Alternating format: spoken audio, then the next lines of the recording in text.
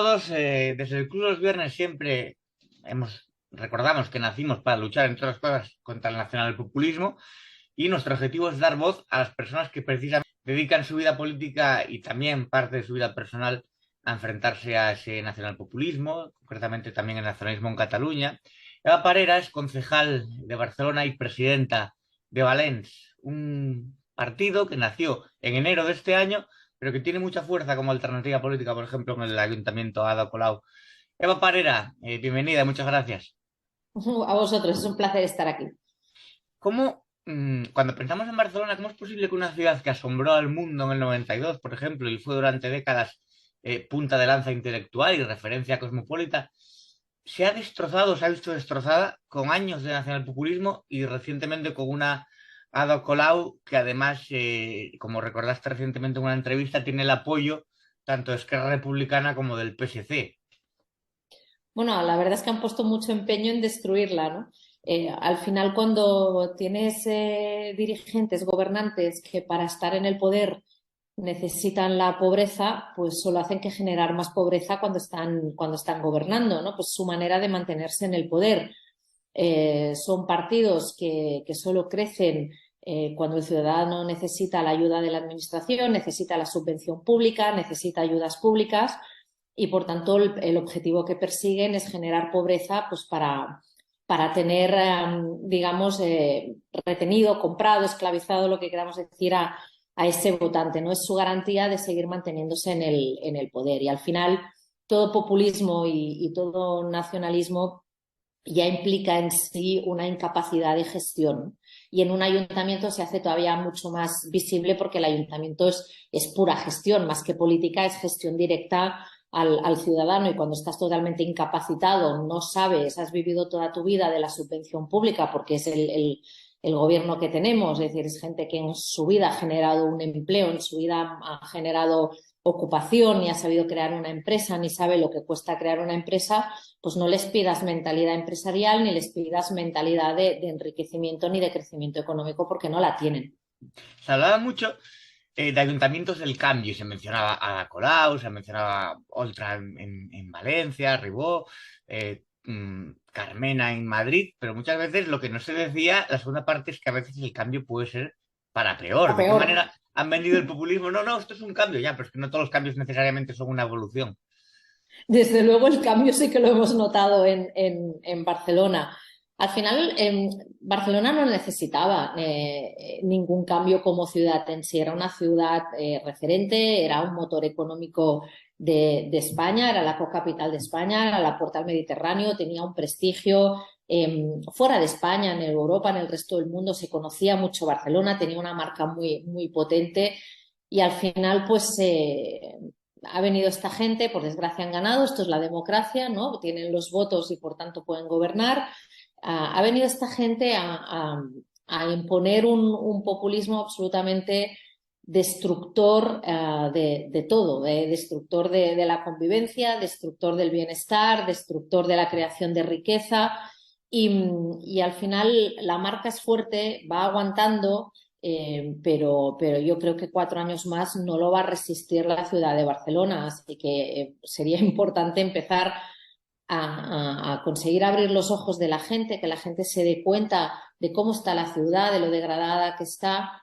Tenemos que ser muy conscientes además que Barcelona tiene un hándicap importante que es el govern de la Generalitat, es decir, aquí llevamos 10 años de procés independentista que ha expulsado a mucha gente de Cataluña, ha expulsado a muchas empresas de Cataluña, está despilfarrando muchísimo dinero en cosas que no son útiles para los ciudadanos y cuando sumas el govern de la Generalitat con el populismo de extrema izquierda, de Podemos, de Comuns que tenemos en el ayuntamiento, pues entonces sale un cóctel explosivo que lo que lleva es a la decadencia más absoluta. Claro, pero igual que Podemos fue desde antes y sus orígenes, incluso, o sea, en sus orígenes, pero desde antes de la formación del partido, la marca blanca de Batasuna en Madrid, en Común Podem es aliado del independentismo y no están en ningún caso, digamos, con el constitucionalismo.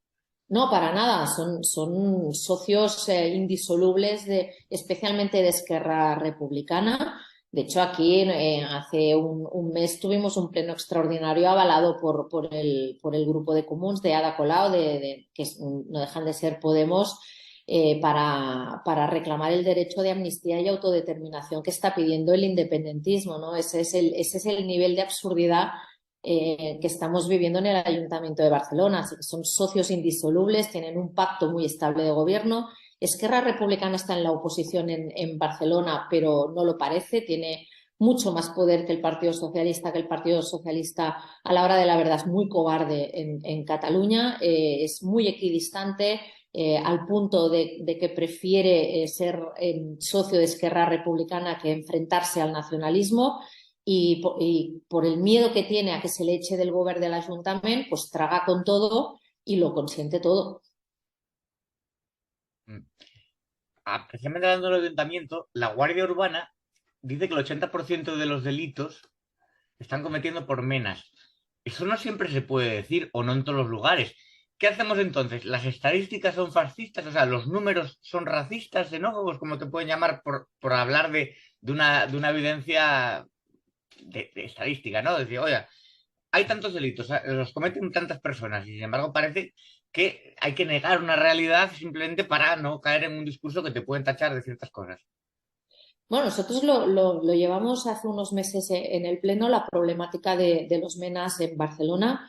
Tenemos asentamientos ilegales, sabemos que están organizados en bandas. Al final, cuando la administración no tutela a los menores que vienen no acompañados, estos acaban en la calle delinquiendo porque no tienen otra manera de sobrevivir, ¿no? Y esto es lo que está pasando. La Generalitat, lo que hablábamos antes, está en otros menesteres, no está en las cosas que preocupan de verdad a los ciudadanos, está descuidando a un colectivo que son estos menores no acompañados, los está dejando a su suerte en la calle y estos chicos están delinquiendo y delinquiendo con violencia, ¿no? O sea, se han integrado en bandas de Latin Kings y son realmente un problema para la ciudad. Es verdad que el 80% de los delitos de la ciudad lo cometen inmigrantes. Nosotros quisimos poner el debate sobre la mesa y dijimos, oiga, esto no puede ser. Quien delinque tiene que ser expulsado cuando no es legal en el país de forma automática, y un menor no acompañado, si no está tutelado por la administración, tiene que estar tutelado por su familia y por tanto tiene que ser devuelto a su familia, acompañado con su familia de vuelta a su país, ¿no? Lo que salió de ahí, de esa intervención que yo hice, pues fue la amenaza de poner una denuncia entre el comité ético, obviamente fascista para arriba, de xenófoba para arriba, pero la realidad está ahí. Hay una campaña contra mí en medios de comunicación y por parte del propio ayuntamiento, el de que están intentando hacer creer a la sociedad de que yo estoy mintiendo, que me estoy inventando las cifras porque soy de extrema derecha. Oiga, no soy de extrema derecha, no me invento nada, intento afrontar los debates con rigor. Esta es la realidad, tenemos las cifras, son cifras oficiales de la policía, yo no invento números y la problemática está ahí. Y no me vale que la administración mire para otro lado y me venga con el buenismo de si son nuestros niños, de que papeles para todos, de aquí todos son bienvenidos. Oiga, no todo el mundo es bienvenido en la ciudad de Barcelona, quien delinque no es bienvenido, no hay capacidad para papeles para todos y quien esté cometiendo un delito y esté ilegal en el país se tiene que ir inmediatamente porque así lo establece la ley y es así de simple. Bueno, normalmente quien dice eso de papeles para todos o son nuestros niños realmente no viven la problemática esa de los barrios supuestamente multiculturales y es un problema que no les afecta, entonces claro, es muy fácil verlo desde fuera, ¿no?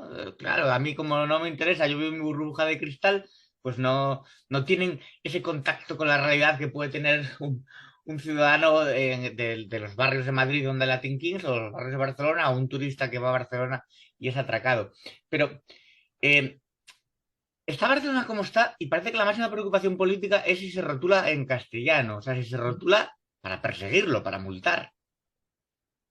Bueno, llevamos esta semana dos comisiones o tres comisiones en la que solo se llevan propuestas por parte de Esquerra Republicana, los partidos independentistas, del tema del idioma. Al parecer se quiere imponer por parte de los partidos nacionalistas aquí en el ayuntamiento de que solo se puedan hacer rueda de prensa en catalán, solo se pueda intervenir en los plenos, en las comisiones en catalán. toda la comunicación del ayuntamiento sea en catalán y todos los actos oficiales del ayuntamiento sean en catalán. Bueno, es un poco el marco dictatorial que tiene el populismo, el nacionalismo, ¿no? Es yo te digo cómo tienes que pensar, lo que tienes que decir y cómo lo tienes que decir, ¿no? La realidad es que Cataluña es multilingüe, pero sobre todo es bilingüe. Hay dos lenguas oficiales, que es el catalán y el castellano, el español. Aquí nos podemos expresar como nos dé la gana. La ley garantiza que la administración, que el ciudadano se pueda comunicar con la administración en los dos idiomas. Y creo además que hay un principio básico de sentido común, que es que la obligación de la administración es comunicarse con sus ciudadanos y lo tiene que hacer de la forma más efectiva para que esa comunicación llegue. En Barcelona hay una mayoría de castellano parlantes y por tanto tiene todo el sentido del mundo que la administración haga comunicaciones en español, ¿no? Entonces, estar perdiendo el tiempo en debates que luego es mucho peor, porque lo podemos tener aquí en el ayuntamiento, pero este debate lo estamos teniendo en la escuela, que eso es mucho más grave. Yo tengo una hija de 9 años y yo quiero que mi hija domine no solo el catalán y el español, sino que domine el inglés, el francés y el chino si hace falta, ¿no? Porque al final va a tener que salir a buscarse la vida en un mundo globalizado. Pero estamos importando este debate en la escuela con una persecución clara y un espionaje claro en las escuelas. Lo discutí el otro día en comisión, que me decía uno de los concejales de Podemos, de Comuns, me decía, no es verdad que se haya espiado las escuelas, en el patio de las escuelas a los niños. Y le demostré que sí. Otra vez con cifras, porque yo no me invento las cosas. Le demostré que sí, que se había espiado a los niños en Un las escuelas. concejal Es una barbaridad. un concejal de Podem. Sí, sí, sí, ¿Cuál sí, es ese sí. empeño de la supuesta izquierda en aliarse con el nacionalismo supremacista? Que al final no dejan de ser movimientos reaccionarios, ¿no? Y movimientos que buscan la desigualdad territorial, la desigualdad entre ciudadanos. A mí me sigue asombrando y yo lo he razonado, lo he intentado, lo he hablado con distintas personalidades también que se oponen al nacionalismo y no se explican cómo es que la izquierda, supuestamente igualitaria, los ciudadanos, derechos para todos, está con estos movimientos reaccionarios. Y yo he llegado a una conclusión que es porque son sobre todo hispanófobos. Yo creo que en realidad hay algo mucho más profundo por mi experiencia personal de lo que estamos viviendo en Barcelona y en Cataluña. Yo creo que la izquierda, al menos aquí, lo que no quiere es libertad. Lo que quiere es controlar al ciudadano. No le quiere dar al ciudadano libertad para emprender, para dirigir su propia vida. Hay una falta absoluta de confianza en el ciudadano, ¿no? Y al final la administración lo único que tiene que hacer es confiar en el ciudadano, estar allí para regular cuando hay un abuso y estar allí para ayudar cuando hay una necesidad. Pero lo que está pasando hoy es que la administración es puramente intervencionista. La administración está metiéndose en todo, está metiéndose, al menos aquí en el Ayuntamiento de Barcelona, se están metiendo en lo que comes, o sea, están quitando, por ejemplo, la carne roja en las escuelas, ¿no? O sea, se meten en lo que comes, se meten en cómo hablas, se meten en qué negocio abres, se meten en cómo rotulas, ¿no? Se meten en cómo te desplazas, es decir, no El puedes coger el intervencionismo coche. absoluto, realmente. O sea, la deriva reaccionaria de la izquierda de la que habla Félix Ovejero. Es cierto que va más allá de la hispanofobia y es el control, bueno, una idea liberticida de lo que no nos gusta lo prohibimos y lo que nos gusta lo obligamos, que esa es la idea siempre de la izquierda totalitaria. Y como hace falta ser valiente para ponerse al supremacismo nacionalista, que por definición es intolerante, porque pienso, por ejemplo, en cada vez que se intenta hacer un movimiento, las amenazas que recibís, los insultos, las cosas más mediáticas, como pudo ser el acoso a Cayetana Álvarez de Toledo en la Universidad Autónoma, pero que lo de Cayetana Álvarez de Toledo es mediático porque tiene mucha repercusión, pero eso pasa día a día en Cataluña. Sí, el señalamiento de la asfixia aquí es constante, ¿no? De hecho, mira, ayer mismo hablábamos en una comisión, debatíamos una comisión en el ayuntamiento de una campaña que está haciendo la ANC. La ANC es una entidad privada independentista muy subvencionada por el Gobierno de la Generalitat, que ha hecho una campaña de consumo indicando qué empresas son afines al mandato que llaman ellos del 1 de octubre y cuáles no, incitando al consumo a unas y al boicot a otras, ¿no? Esto está pasando, es decir, ahí se hacen listas de políticos afines y políticos que no lo son, de periodistas afines y periodistas que no lo son, de empresas afines y de empresas que no lo son. Esto es totalitarismo. Y esto es lo que está en riesgo aquí. O sea, quieren colectivizar a la gente por la lengua, por el feminismo, por movimientos LGTBI, da igual, la cuestión es colectivizar a la gente. Entonces, una vez los tienes colectivizados, es como un rebaño que va siguiendo al pastor y el pastor son ellos, ¿no? Es que yo me rebelo ante el colectivismo. O sea, tenemos capacidad de pensar, somos individuos libres, tenemos capacidad de decidir, para eso vivimos en una democracia, entonces no me colectivice, porque a mí no No- me va, no Nosotros me va a también enmarcar en un nos grupo, rebelamos, ¿no? creemos en el individuo por encima de los colectivos y esa idea tarda en calar. Igualmente que, por ejemplo, escritores reconocidos internacionalmente han razonado las contradicciones del nacionalismo catalán. O sea, desde Vargas Llosa, el fallecido Javier Marías, Javier Cercas, Fernando Savater, Antonio Muñoz Molina, Félix Azúa, Pérez Reverte o Eugenio Trías. Y aún así, el único argumento que opone el nacionalismo es fascista, o sea, fascismo, extrema derecha y toda una serie de mantras ridículos que solo evidencian su desmantelamiento intelectual. Sí, totalmente. Pero yo creo que es pobreza intelectual lo que está demostrando no el independentismo en Cataluña, todo movimiento nacionalista. Para mí es pobreza intelectual, es no saber argumentar, no querer argumentar, crear una serie de mantras que se van repitiendo durante los años, ¿no? De forma constante para que ese mantra pues llegue a convertirse en una verdad, es decir, una mentira repetida muchas veces que se convierte en una realidad y no salen de ese mantra. Entonces, esto lo estamos viendo en política cada día. Es decir, cuando tú argumentas algo, no saben, o sea, no saben salir de, no, es que todo iría mejor con la independencia, seríamos más ricos con la independencia, España nos roba. Es decir, todo es este argumento, ¿no? Y cuando tú pones cifras sobre la mesa, argumentas y dices, oiga, mire, si usted no gastara este dinero en esto, podríamos invertir en esto, la sanidad, la educación, tal. Da igual, no, porque yo sería más rico, no tendría este problema porque España no me robaría y ganaría más dinero, ¿no? Entonces argumentas, vale, ¿en qué te roba España? ¿No? Y ahí no saben, la balanza fiscal, ¿qué balanza fiscal? Eso no existe en Europa, o sea, el concepto de balanza fiscal no existe. Pues demuéstreme usted una balanza fiscal, ¿dónde hay una balanza fiscal en Europa? No, en Alemania, no es verdad, en Alemania no hay.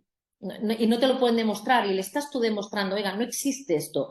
Pues da igual, o sea, ellos siguen con ese mantra, entonces al final es gente que es intelectualmente muy pobre, que no se puede ganar la vida en el ámbito privado porque de verdad que no podrían estar cobrando los sueldos que cobran en la política porque no están preparados ni están capacitados y han encontrado un modus vivendi en esto, ¿no? Y entonces no lo quieren dejar porque eso significa perder el poder, perder sueldos importantes, perder recursos económicos, ¿no? Perder el control de los medios, ¿no? Que es importante tener a los medios controlados y así sigue la rueda del hámster permanentemente, ¿no? Claro, combatir esto desde la razón, desde la argumentación es mucho más difícil, es más lento, es mucho más fácil la épica, ¿no? La épica convence enseguida a la gente, ¿no? Vas a ser parte de la historia de Cataluña y pasarás a la historia como, ¿no? El movimiento de la represión y como un mártir ¿no? Esto vende mucho, claro, hacer argumentos económicos, razonados, ¿no? Esto no vende, pero da igual, no nos podemos rendir. Lo fácil es, como ha hecho mucha gente, coger la empresa e irse, porque yo quiero recordar que aquí hay muchas empresas aplaudiendo indultos en primera fila en el liceo, financiando el movimiento independentista, financiando Convergencia y Unió, que a la hora de la verdad sus sedes se han ido a Valencia, se han ido a Madrid o se han ido a otras partes, ¿no? Y mientras tanto siguen, o qué bien, porque dentro del caos vivimos todos muy bien, ¿no? Pues no, dentro del caos los ciudadanos de a pie no vivimos bien, se lo puedo asegurar. Y toda esa gente que salió a la calle para dar voz a la Cataluña que se opuso al golpe de Estado, ¿no? 1 millón de personas en aquellas manifestaciones 2017, y que de alguna manera se sintió arropada por el rey en su discurso del 3 de octubre, se siente abandonada por el Estado y traicionada por el gobierno español con los indultos a los golpistas y ahora la eliminación del delito de sedición, o nunca se esperó nada realmente de la banda de Sánchez. No, yo creo que se sienten abandonados no solo por el Partido Socialista, se sienten abandonados por muchas otras fuerzas constitucionalistas, ¿no? Yo creo que la primera reflexión a hacer es no puede ser que el único que salga a decir algo sea el rey. O sea, se espera algo más del Estado, ¿no? Del gobierno del Estado. El gobierno del Estado, cuando está pasando lo del 1 de octubre, tiene que salir a dar un mensaje de confort, de tranquilidad, de aquellos que estamos, o sea, aquí vivíamos con mucho miedo. la gente, recuerdo, cogió sus cuentas corrientes y creó cuentas corrientes espejo fuera de Cataluña. Había miedo a un corralito, había mucho miedo de lo que podía pasar aquí, porque de repente que te querían convertir, te estaban diciendo que eras extranjero en tu propia tierra y no sabías cómo qué iba a pasar ni cómo iba a reaccionar el gobierno, ni la gente, ni qué estaba pasando, ¿no? Al final tuvimos que esperar 3 días porque yo creo que la monarquía hizo bien en esperar a que fuera el Estado quien diera la respuesta, el gobierno no la dio y la tuvo que dar el rey y posteriormente lo dieron los jueces, ¿no? El Tribunal Supremo con una respuesta muy contundente. Y luego llega el gobierno del Estado y enmienda la plana a la justicia, enmienda la plana al rey y enmienda la plana a todo el mundo. Y dice, oiga, todos a la calle, que aunque ustedes digan que lo volverán a hacer, aquí no pasa nada porque hay que volver a la concordia. Oiga, ¿qué concordia? Venga, si usted a Cataluña a vivir un mes y me cuenta a mí qué concordia tenemos aquí, que yo voy con escolta. O sea, que están asediando y haciendo un escrache a un niño de 5 años en un colegio en Canet porque su padre ha pedido que le hagan una asignatura a la semana más en español. O sea, ¿qué concordia me están hablando? No es verdad, ¿no? Y entonces, al final, ¿qué hizo la gente? La gente se fue masivamente a votar a Ciutadans porque veían en ellos una esperanza para poder cambiar un gobierno que era de signo nacionalista. Y Ciutadans gana y renuncia a presentarse ni siquiera a la investidura. Y Eso era luego justo lo que te iba a preguntar ahora, lo que queríamos hablar. Tras ganar el número de votos las elecciones en Cataluña, lo que parecía hasta ese momento imposible, ¿no? Que ganara un partido constitucionalista en las elecciones, muchos atacaron a Ciudadanos no presentarse en la investidura y también la mudanza de Inés Arrimadas a Madrid. Valens se plantea como un partido con una marca exclusivamente catalana, aunque vayan al Congreso, ¿no? Para que la representación allí, en el Congreso de Cataluña, no sea solo de Esquerra Republicana y Junts, que no son la Cataluña real. Sí, es que al final nosotros ¿qué detectamos? Es decir, al final solo hay que analizar un poco cómo está la sociedad, el espectro político en Cataluña, cómo lo vive la sociedad en Cataluña. Y la realidad es que aquí la gente hace un voto útil a Ciutadans que no sirve para nada, porque tú cuando ganas unas elecciones, tu deber moral es intentar ofrecer una alternativa. Es que ni lo intentaron. Te pueden no salir, te puedes no tener los votos suficientes para ser investido, pero tú lo tienes que intentar. No lo intentaron. Luego se fueron cuando nacieron para Cataluña, para ser una oposición al nacionalismo. Al final se fueron y lo que acabaron siendo era un partido que quería sustituir al Partido Popular, con lo cual perdieron totalmente la utilidad para el ciudadano catalán, ¿no? Y usted ya no me sirve, no era esto lo que usted me vendía en un inicio, ¿no? Luego vuelven a intentar hacer un voto útil a Salvador y al PSC, que ya hemos visto cómo ha acabado, con el Pacta por la Llengua, manteniendo en el gobierno Esquerra Republicana con 33 diputados, que deberíamos estar en elecciones hoy y no lo estamos gracias al partido, gracias, lo digo entre comillas, al Partido Socialista de Cataluña, ¿no? Y haciendo que las políticas del conjunto de España dependan de Esquerra Republicana, lo cual la gente no lo entiende. Decir, oiga, estos señores han querido romper España y usted hace depender España de esta gente. Esto no tiene sentido, ¿no? Entonces, al final nos dimos cuenta que el problema era ser un partido franquicia en Cataluña, porque las decisiones finales se toman en relación a otros intereses por encima de los intereses de los catalanes no independentistas. Y lo que nosotros ofrecemos al catalán hoy no independentista en Cataluña, que es el mayoritario, es, oiga, no, las decisiones se van a tomar desde Cataluña, pensando en los intereses de Cataluña y siendo fieles al voto que se nos ha dado. Porque no tiene ningún sentido que yo le pida el voto a alguien para echar a un gobierno populista, a un gobierno independentista, y que luego mi prioridad sea irme a Moncloa y que como mi prioridad es irme a Moncloa, pues hago un pacto aquí con los nacionalistas, ¿no? Esto esto es traición, esto es traicionar el voto, es vender el voto y la gente está harta de esto, ¿no? Entonces nosotros intentamos venir a cubrir este espacio. Eva, la anterior entrevista aquí en el canal del Club de los Viernes fue a Xavier Orcajo, con el que además yo voy a su programa habitualmente y siempre me invita, por el libro, precisamente, ¿por qué dejé de ser nacionalista? Distintos autores en ese libro, usted es uno de esos autores, explica que fue senadora de CiU hasta que renunció al nacionalismo, o sea, el me he equivocado. Parece que es necesario a veces hacer ese tránsito por el lado oscuro para luego darse cuenta de dónde hubo los errores y pasarse a combatir el independentismo. Bueno, sí, a ver, aquí había mucha gente en el lado oscuro sin ser consciente de que estaba en el lado oscuro, ¿no? O sea, aquí, si tú eras catalán, estabas en una familia catalano-parlante, lo normal era ser votante de CiU o estar en CiU, era el partido mayoritario que casi siempre ganaba las elecciones, era un partido que trabajaba para Cataluña, tú tenías la sensación de que se priorizaba lo que necesitaba Cataluña, pero con un diálogo permanente con España, sí que había ese pozo que ahora lo ves a posteriori, ¿no? Ese pozo de somos mejores, somos más trabajadores, ¿no? Nosotros generamos la mayor parte del Producto Interior Bruto, ¿no? El conjunto de España, contribuimos mucho más, ¿no? Sí que había todo esto, pero era, o sea, yo nunca he tenido un sentimiento independentista, nunca me he considerado nacionalista y siempre me he sentido catalana, sí, sobre todo, pero también española, y para mí no era un problema ser española, ¿no?